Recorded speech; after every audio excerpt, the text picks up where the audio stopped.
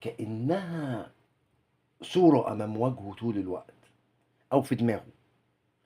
كل ده لأنه مش قادر يقبل فكرة إن حد غيره يكون معاه. المشاعر اللي حاول هو يقتلها وما ماتتش، هو حاول بس هي ما ماتتش.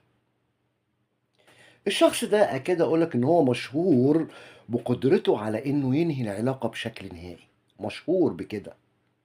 لكن المرة دي مختلفة بقى. هو حاول يقفل، حاول يمشي، يمكن حتى حاول يفتح صفحة جديدة، معرفش.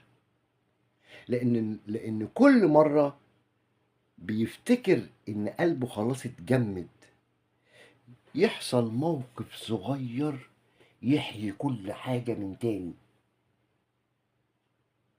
كل ما أقول أنا بقيت